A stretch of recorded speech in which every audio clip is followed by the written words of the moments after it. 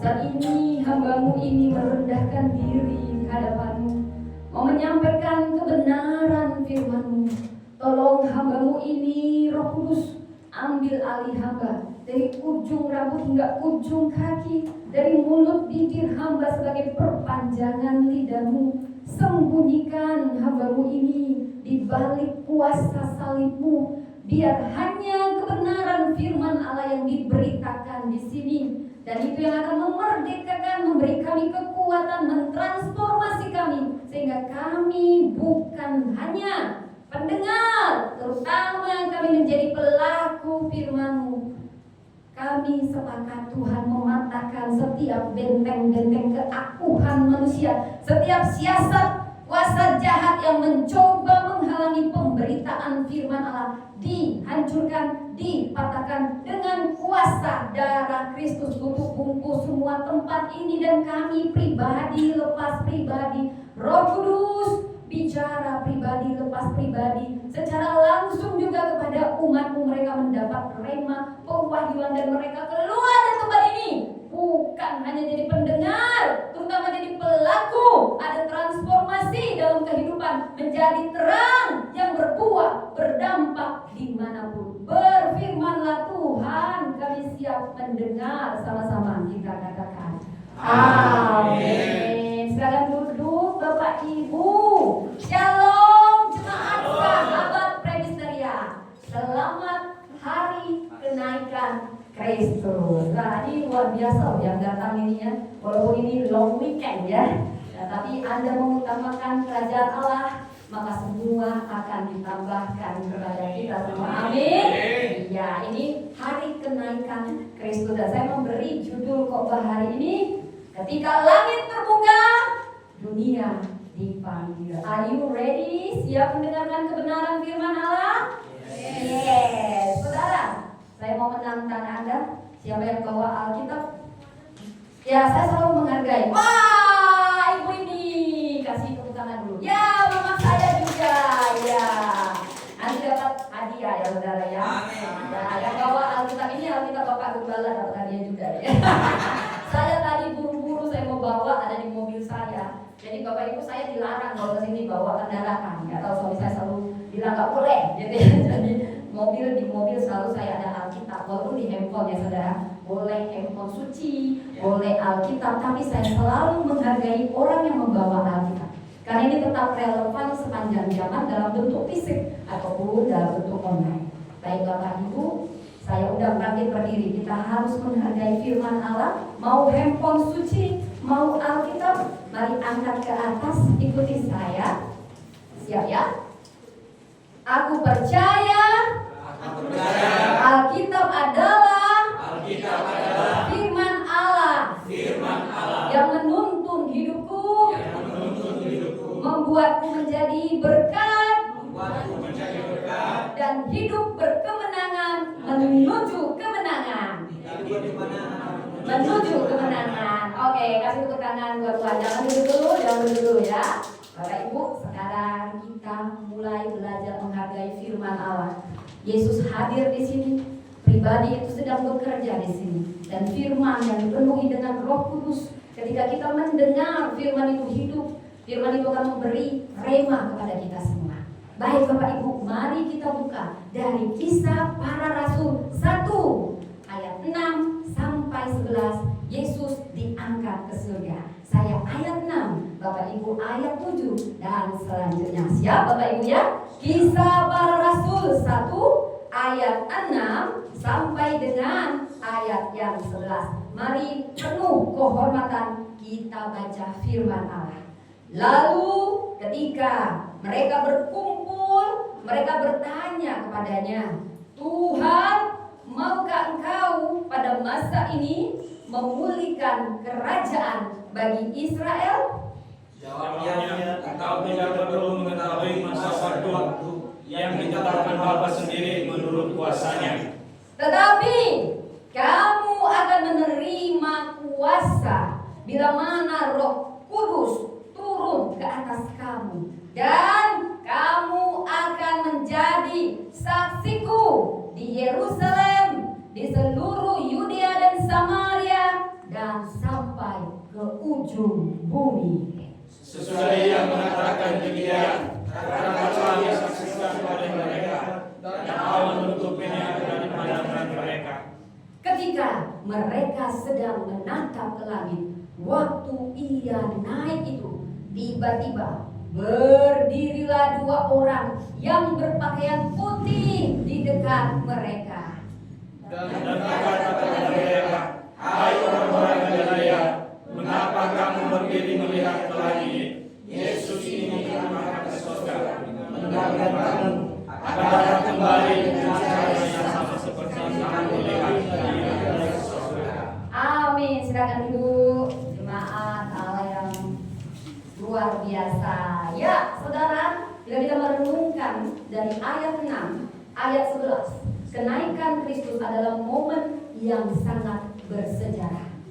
Tahukah Anda, kebangkitannya akan sia-sia tanpa kenaikan. Kematiannya akan sia-sia tanpa kebangkitan. Semuanya ini dari kelahiran, kematian, kebangkitan, kenaikan adalah keilahian Kristus yang nyata. Saudara, saudara rendah hati, tolong nanti dicatat ada 4 hal.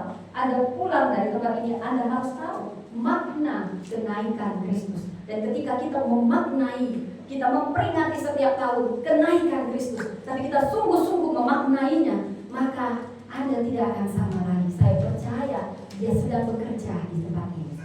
Mau ini tempat saya bisa melihat suatu saat ini akan menjadi bukan hanya ratusan, tapi juga ribuan. Tapi dimulai dari hati yang rendah hati dan siap ditransformasi oleh firman Allah. Saudaraku, kalau kita memperingati setiap tahun momen kebangkitan, Anda harus paham. Siapa di sini pernah melihat roket naik ke langit? Ada yang pernah? Atau paling tidak lihat di televisi? Ada ya Bapak Ibu ya? Pernah ya? Atau mungkin lihat kartun? Pernah ya saudara ya? Coba Anda bayangkan. Jadi Anda harus tahu di mana Yesus naik ke surga. Jadi saya mau jelaskan latar belakangnya tempat dulu ya. Ini di Yerusalem, di dekat Betania, di arah timur lereng Betania, tepatnya di Bukit Zaitun. Sama-sama katakan Bukit Zaitun. Jadi secara geografis Yesus juga tahu letak, Dia tahu hukum gravitasi ya saudara ya. Sampai segitunya Tuhan merancang. Tetapi Anda juga harus tahu Bukit Zaitun ini adalah hal yang sangat sakral. Di sini Yesus berdoa, di sini Yesus mengajar para muridnya, dan di sini juga Yesus akan naik. Bila kita masuk ke ayat yang ke-16 kata yang 11, mengapa kamu berdiri melihat ke langit? Dia diangkat ke surga, meninggalkan kamu akan datang dengan cara yang sama. Saudara, ini luar biasa saudara. Coba bayangkan, ini mungkin Anda suka nonton film ya. Anak saya si Peter masih Paul ini suka lihat pesawat, suka lihat roket gitu ya. Pokoknya yang dia hal-hal benda-benda di langit, anak saya tertarik. Ya, saudara. Jadi ketika Yesus naik ke surga itu langit terbuka saudara. Dan banyak malaikat. Saya bisa membayangkan itu pasti di dalamnya kelihatan malaikat, kelihatan tahta suci, kelihatan jalannya aja dari emas saudara. Bila kita membaca dari kitab Wahyu, itu luar biasa. Para murid berkumpul, wah mereka sampai gitu ya saudara, sampai malaikat, oi kamu jangan nampak ke langit terus. Ini kalau bahasa modernnya saudara ya. Itu kelihatan isi surga yang begitu memukau saudara ya. Jadi saya perlu jelaskan, Yesus setelah Dia mati dan bangkit pada hari yang ketiga, dan setelah Dia bangkit selama 40 hari, Dia menampakkan diri kepada semua para murid dan orang-orang percaya. 40 hari. Lalu Dia naik ke surga. Dia mengumpulkan orang percaya. Saudara, ini sangat sakral bagi kita orang percaya. Inilah bukti kalau ditanya. Kita sampai sekarang akan terus harus menjadi saksi bahwa Yesus bukan sekedar utusan, bukan sekedar nabi, tapi Dia adalah Tuhan. Kalau ditanya salah satu buktinya apa? Yang paling menunjukkan keilahiannya adalah kebangkitannya. Tetapi kebangkitan akan sia-sia tanpa kenaikan. Itu sudah menjelaskan keilahian Yesus sebagai Tuhan. Bukan nabi, bukan utusan. Dia Tuhan yang pernah berinkarnasi ke dunia ini menjadi manusia. Saudara, saya harus jelaskan ini saudara. Jadi sebenarnya kenaikan bukanlah perpisahan. Nah, saudara, yang pertama, jadi apa makna kenaikan Yesus? Buat apa Yesus naik ke surga? Kenapa dia nggak terus aja di bumi ini? Pertama, memang asalnya di surga, dan dia harus kembali ke surga. Itu bukti bahwa dia Tuhan, bukan manusia. Jadi ini harus dipahami oleh kita semua. Kenapa dia harus naik ke surga 40 hari setelah dia menunjukkan diri? Nah, pertama, ini penobatan, ya. Yang pertama, makna Yesus harus naik ke surga sebagai penobatan Yesus, sebagai Raja dan Imam Agung. Jadi ini momen transisi yang luar biasa, saudara. Ini bukan suatu perpisahan. Saudara, kemarin kita baru mengikuti pemilu ya, sebelum presiden terpilih jadi presiden ya, saudara ya. Nah, siapa yang nggak nyoblos di sini? Ada yang nggak nyoblos di sini, saudara? Nyoblos semua ya. Ya, apapun yang jadi keputusan itu sudah hasil dari Tuhan. Kita percaya siapapun yang terpilih itu yang Tuhan pilih ya, karena kita berdoa. Tapi saudara, saya hanya mau membuat ilustrasi. Presiden yang terpilih berdasarkan pemilu, dia belum sah jadi presiden kalau belum diapain, saudara? Dilantik. Jadi Yesus harus naik ke surga sebagai pelantikan bahwa dia sudah mengalahkan maut, sudah menang, sudah selesai. Tetapi dia harus dilantik menjadi imam besar kita, menjadi raja yang agung. Dia duduk di sebelah kanan Allah Bapa yang Maha Kuasa. Tapi bukan artinya kalau presiden dilantik apa sudah selesai. Yes, akhirnya aku menang pemilu. Terima kasih ya, terima kasih sudah milih saya ya. Itu justru sebaliknya. Itulah awal dari tugasnya sebagai imam besar kita. Ini yang pertama, yang harus Bapak Ibu pahami. Kenapa Yesus harus naik ke surga? Dia harus dilantik, dinobatkan sebagai raja, segala raja yang maha agung, berkuasa bukan hanya di surga tapi juga di bumi. Dan dia menjadi perantara kita yang sah, iman agung kita, imam besar kita, saudara. Dan ini imam besar yang luar biasa. Manusia nggak bisa, tidak ada Allah seperti Allah kita. Dia pernah jadi manusia, sehingga dia bisa merasakan apa yang kita rasakan. Ibrani 4 ayat 16. Ini yang membuat kita tidak perlu lagi pakai perantara, saudara. Aduh, tolong ya, saya mau ke Bapak Gembala ya. Saya Pak banyak dosa Pak. Saya harus jadi perantara ya Bapak ya, doain saya. Boleh minta doa. Tapi saudara, kita masing-masing bisa langsung berdoa karena dia sudah menjadi imam besar bagi setiap orang. Bukan berarti kita kan nggak bisa ya, kamu kan udah tahu Yesus imam besar. Usah minta doa lagi sama saya ya, langsung. Nah itu nggak juga, saudara ya. Maksudnya begini, kita bisa langsung bicara. Nah bedanya kalau pemimpin dunia, kalau mau menemui presiden yang terlantik, jangan macam-macam, Anda harus diseleksi. Tapi inilah Tuhan kita yang maha kuasa, pencipta langit dan bumi. Kalau mau menemuinya, gak perlu lagi pakai korban-korban ini itu, pakai ini, langsung bisa. Karena semua sudah selesai. Luar biasa imam besar kita, saudara. Siapapun Anda kalau zaman dulu ada baca perjanjian lama, wah itu banyak sekali cingkonek, yang bahasa Batak cingkoneknya, saudara. Macam-macam syaratnya, saudara ya. Tapi sekarang dia yang sudah menumbalkan dirinya, saya yang menjadi korban, sembelih saya, bunuh saya, luka-luka itu yang akan membuat luka-lukamu sembuh. Dan dia mati, dia harus turun ke kerajaan maut. Bahwasanya saya menang atas maut. Saya deklarasikan penebusan selesai dengan darah Yesus. Mau Anda miskin, mau Anda kaya, semua sama di mata.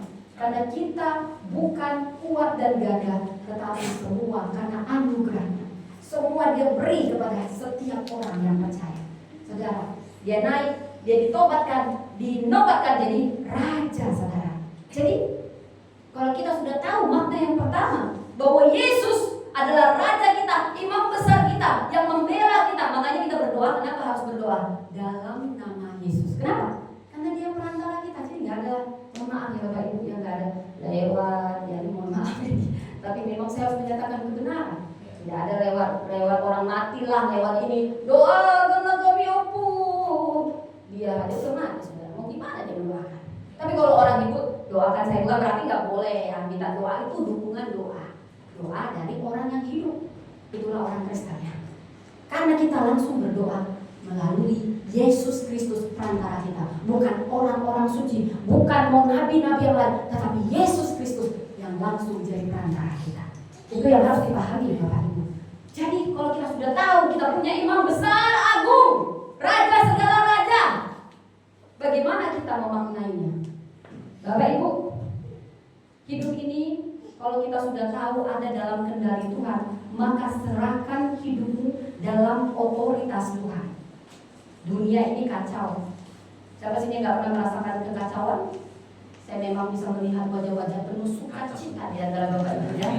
Tetapi saat ada tantangan, ada kekacauan, inilah yang akan menjadi penghiburan bahwa aku punya perantara, imam besar. Dia pernah merasakan yang kurasakan.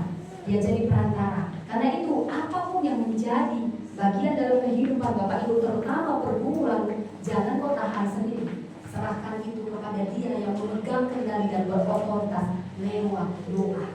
Makanya kalau orang Kristen udah tahu yang masalah, oh iya ada imam besar, sampaikan. Karena kita punya imam besar yang agung, yang pernah merasakan semua yang kita rasakan di dunia ini. Saudara, jadi intinya imam agung kita, dia pergi ke surga bukan berarti dia meninggalkan kita, tetapi dia sedang disahkan, dilantik sebagai raja. Jadi kita artinya tidak berjalan sendiri, tetapi dia senantiasa menyertai kita. Ini tahtanya, ini bukan simbol religius, tapi pusat kendali kekal. Saudara, saya juga mau cerita ya saudara. Yang kedua, kenapa Yesus harus naik ke surga? Yang pertama, dia perlu dinobatkan sebagai raja dan imam besar kita. Ya, sama seperti presiden, setelah menang dari pemilu, dia gak sah jadi presiden sebelum dilantik. Itulah artinya mulainya pemerintahan di bawah kepemimpinannya. Jadi kita sudah sah di bawah pemerintahan Yesus Kristus. Maka yang pertama, apapun yang menjadi persoalan dalam hidup kita, serahkan kepada Dia yang berotoritas penuh dalam hidup kita. Yang kedua, kenapa Yesus harus naik ke surga ya? Yang kedua, tentu Dia naik ke surga untuk menyediakan tempat bagi kita, rumah, saudara. Bila kita baca di Yohanes 14 ayat 2, di rumah Bapakku banyak tempat tinggal. Aku pergi ke situ untuk menyediakan tempat bagimu, saudara. Kalau dipikir-pikir ya, saya dulu nikah sama suami saya cari suami yang udah lengkap, saudara. Tapi bukan berarti nggak lengkap gitu ya, saudara ya.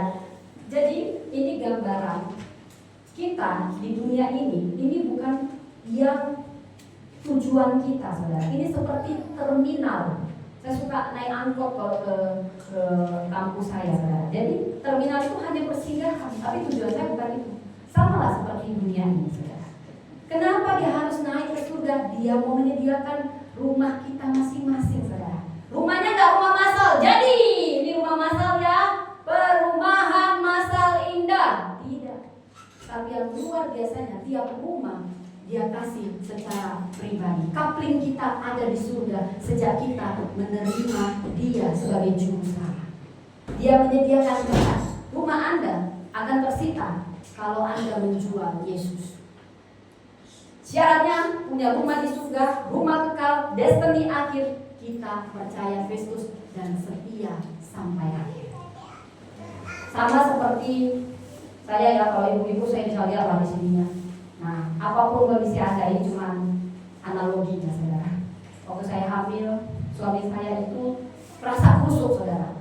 Dia langsung merancang semuanya. Aduh, nanti ini gimana ya? Ini gimana ya? Jadi saya yang lagi gitu ya, tiba-tiba udah mau akhir, wah udah saya lihat aja, udah tersedia apa, yang paling tidak apapun itu sudah ada untuk kamar bayi, sudah ada untuk seperti itu, saudara.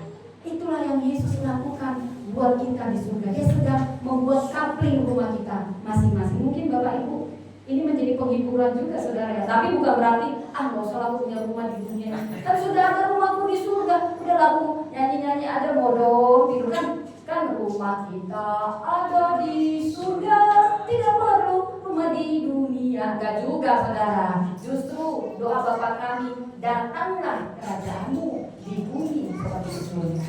Ya, tapi penghiburan bagi yang sedang berjuang mendapatkan rumah, ingat sudah lebih dulu ada penghiburan. Rumah kita paling tidak sudah ada di surga, terjamin tanpa cicilan. Amin. Dan istimewa karena pribadi saudara, nggak masal gitu ya saudara. Wow, dia lihat kesetiaanmu nak.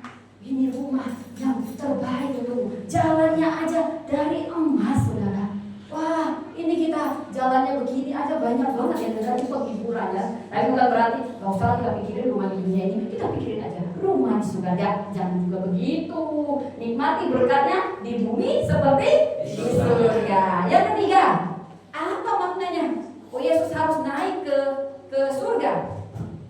Jadi kalau tadi menyediakan tempat karena dunia ini hanyalah terminal kita, bukan tujuan kita. Dan dia bukan pergi meninggalkan, dia pergi untuk kembali. Ada lagunya dia.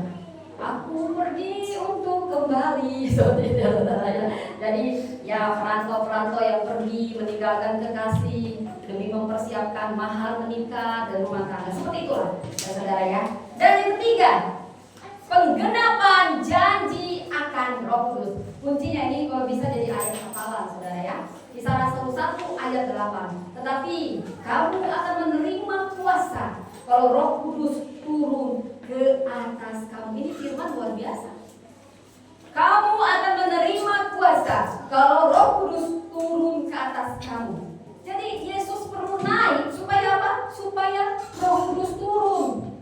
Dan Roh Kudus ini yang memampukan kita hidup dalam kuasa yang supranatural, sangat luar biasa. Saudara, kalau kita olah dari bahasa asli Roh Kudus, Parakletos. Coba sama-sama bilang, biar kayak kita tuh gimana gitu ya. Paling tidak ada satu bahasa Yunani Roh Kudus, Parakletos. Coba? Parakletos. Wih, aku udah bisa bahasa Yunani apa? Parakletos. Apa itu? Roh Kudus. Saudara, ini maknanya pribadi yang menyertai, menghibur, membela. Ini yang menjadi mentor kita dalam keseharian saudara. Jadi tanpa kenaikan, maka tidak ada pencurahan Roh Kudus. Tapi ingat, Roh Kudus bukan pengganti. Ya, ini pribadi yang akan membuat kita luar biasa, saudara. Masih ingat kisah Petrus menyangkal Yesus? Berapa kali Petrus menyangkal Yesus? 3 kali. Berapa kali? Tapi ketika Roh Kudus turun, dia sekali bertobat saudara. 3.000 orang bertobat saudara. Apa karena Petrus orang pintar?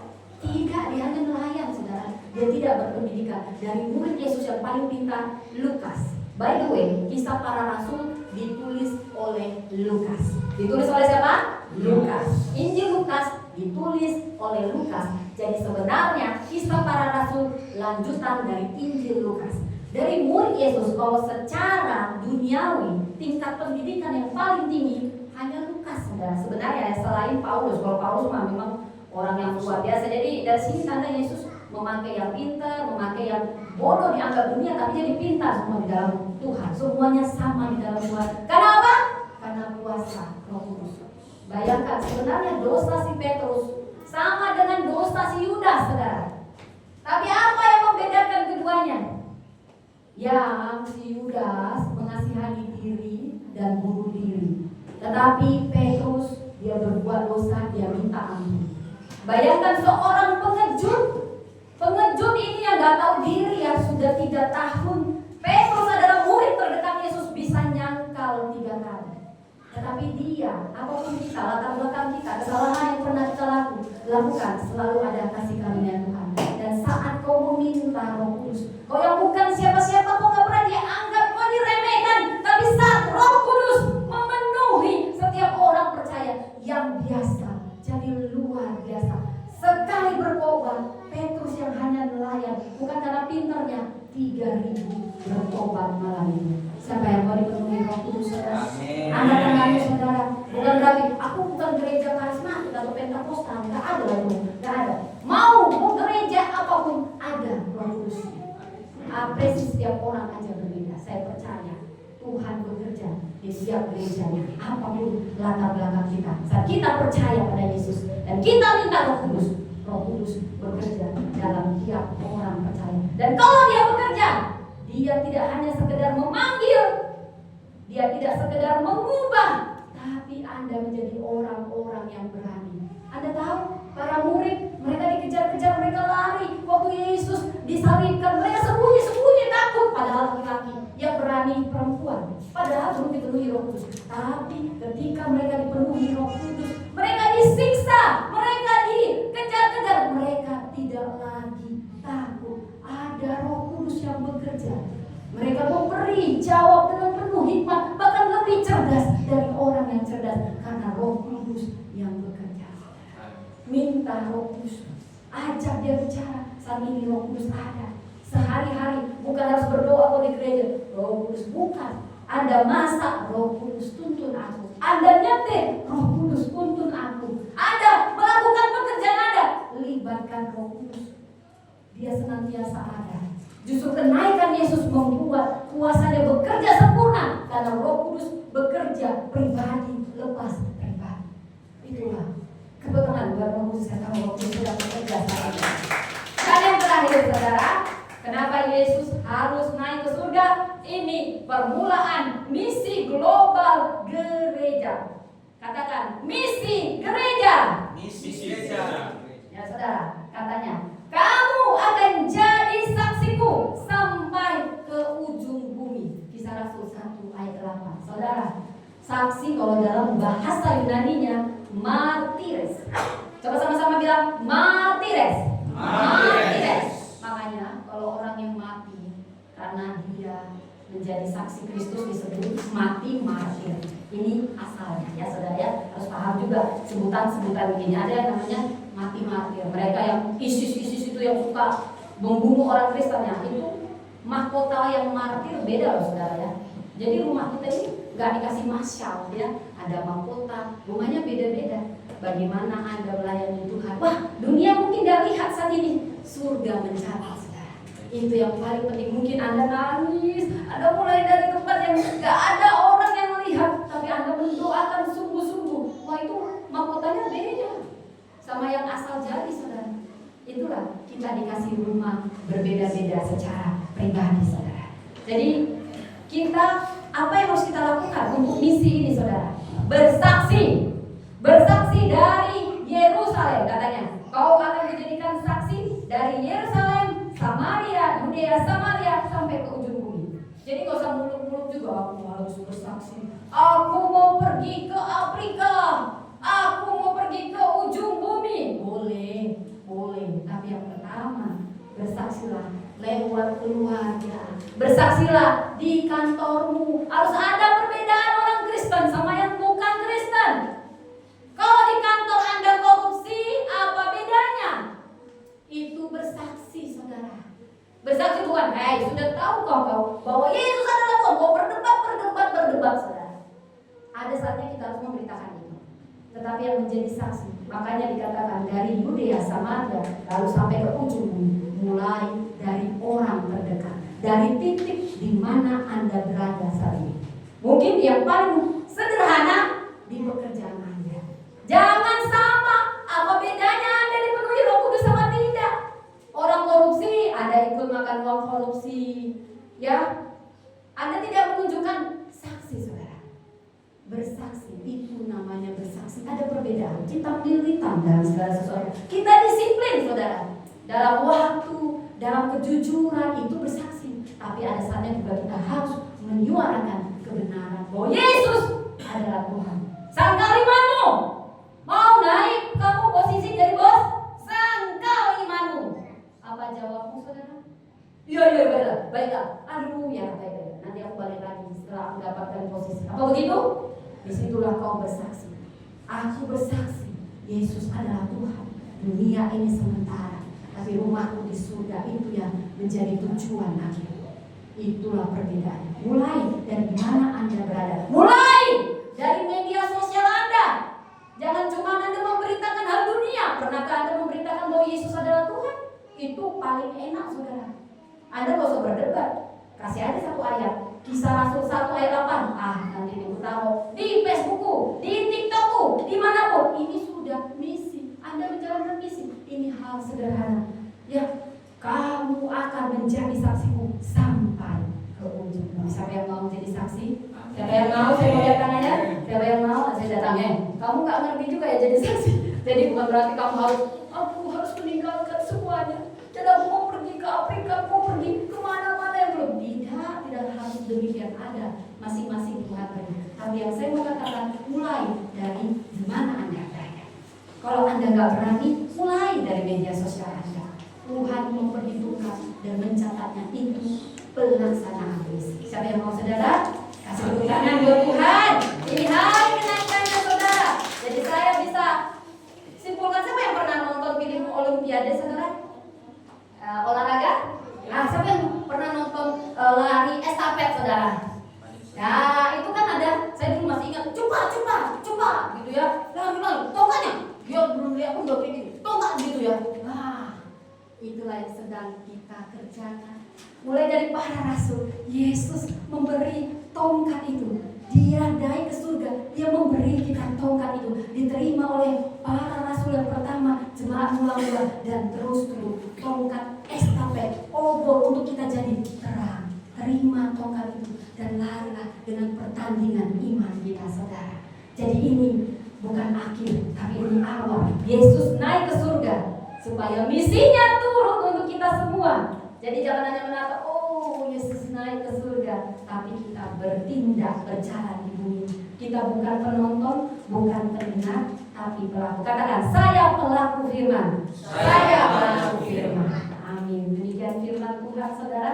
Jadi maknanya penobatan Yesus sebagai Raja dan Imam Agung untuk menyediakan tempat bagi kita di surga, agar Roh Kudus turun memenuhi kita sehingga kita powerful saudara. Powerful. Anda yang tidak berani menjadi berani karena Roh Kudus ambil alih. Kerja Roh Kudus itu luar biasa. Jemaat mula-mula orang yang biasa-biasa tapi sangat luar biasa. Itulah yang membuat Injil ini diberitakan sampai ke ujung bumi. Demikian firman Tuhan saudara. Ya, tapi saya mau nanti kita berdoa dulu. Mari kita bersatu dalam doa. Terima kasih Bapa. Terima kasih Yesus. Kau hadir di sini. Kau menyaksikan iman kami masing-masing pribadi lepas pribadi. Kau bekerja saat ini Roh Kudus. Ambil alih kami. Engkau Raja kami yang agung. Engkaulah Tuhan yang sudah jadi manusia dan menebus kami semua. Kami mau menyerahkan hidup kami sepenuhnya dalam otoritas-Mu. Engkau sudah menyediakan tempat bagi kami di surga. Karena ini hanyalah sementara Tuhan, ajari kami supaya kami tahu ada tempat yang indah dan kami setia dalam perjalanan iman kami. Engkau juga Tuhan yang akan memberi kami kekuatan saat Kau naik. Roh Kudus turun penuhi kami pribadi lepas pribadi. Kami yang penakut jadi pemberani. Kami yang tidak tahu mau berkata apa-apa. Jemaat-Mu ini akan menjadi saksi-Mu yang Kau penuhi dengan Roh Kudus-Mu. Dan kami siap dengan misi-Mu memberitakan Injil kebenaran-Mu mulai dari titik di kami di mana kami berada. Tolong kami Roh Kudus, tuntun kami. Hidup kami milik Engkau. Kami mau menerima tongkat estafet itu. Dan biarlah kami berapi-api dengan Roh Kudus-Mu sampai di kerajaan surga. Kami semua mendapat rumah kami dan kemuliaan-Mu memenuhi kami.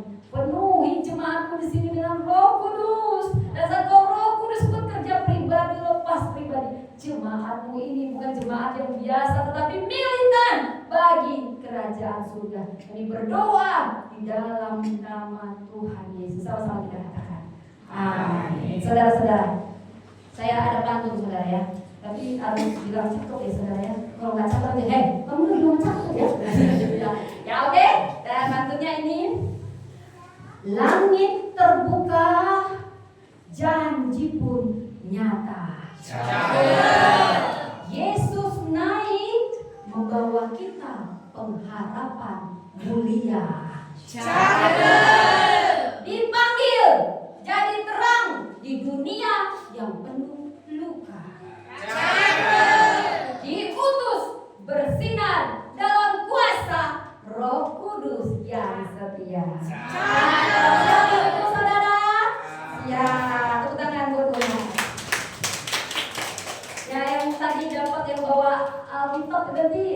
ya Pak ya.